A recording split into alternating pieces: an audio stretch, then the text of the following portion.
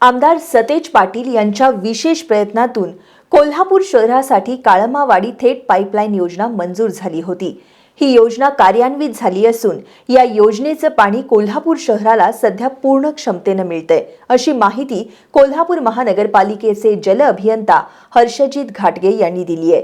काळमावाडी परिसरातील वादळी पावसामुळे पडलेल्या झाडांच्या फांद्यामुळे काही वेळा या ठिकाणचा विद्युत पुरवठा खंडित होत असल्याने अडथळे येतात, मात्र याबाबतचं नियोजनही केल्याचं त्यांनी सांगितलं।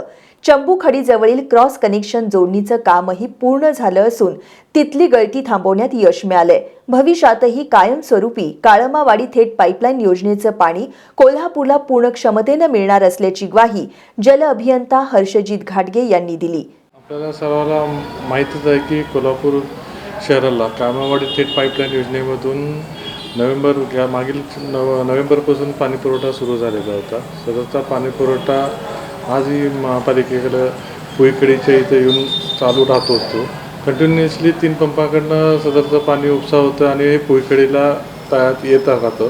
त्यानंतर डिस्ट्रीब्युशन नेटवर्कमधनं सद्यस्थितीला आता ए, बी आणि ई वॉर्डला आपण पाणी पुरवठा हा सुरळीत चालू राहतो। आता सी, डी वॉर्डचे पण जे आपले जॉईंट्स होते ते गेल्या आठवड्यात आपण केलेले होते आणि थोडेसे टेस्टिंग केल्यानंतर सदरचं थर्ड पाईपलाईनचं पाणी हे संपूर्ण कोल्हापूर शहराला म्हणजेच ए, बी, सी, डी, ई वॉर्डलाही आपण आता पुरवण्याचं नियोजन केलेलं होतं।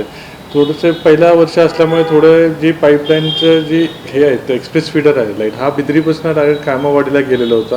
त्या काही अंशी भाग हा कॅनलवरनं किंवा जंगलातून गेलेला होता।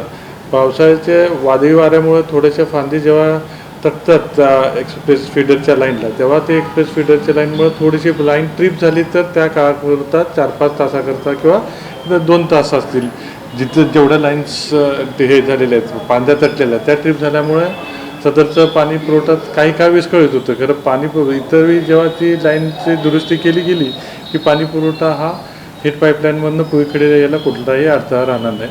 ह्याचं पण जे लाईन्स स्ट्रिप होतात वारंवार जे झाडाच्या अडथळ्यामुळे त्याचं पण आम्ही नियोजन केलेलं आहे। ते झाडाचे अडथळे पण दूर करण्याचं या पुढील आठवड्यात आम्ही नियोजन केलेलं आहे, जेणेकरून पावसाळ्यात थेट पाईपलाईनमुळं आपल्याला पाणी पुरवठा सुरळीत होईल। जेणेकरून जरी पुराची स्थितीत जरी पाणीचे पंपिंग स्टेशन जुने जरी ह्याच्यात गेले पाण्यात गेले तरी थेट पाईपलाईनमधनं आपल्याला पुरवठा होईल, कायम पाणी पुरवठा होईल याची आपण निश्चित काळजी घेतो आणि त्याप्रमाणे आमचं विभागाचं पण नियोजन चालू आहे।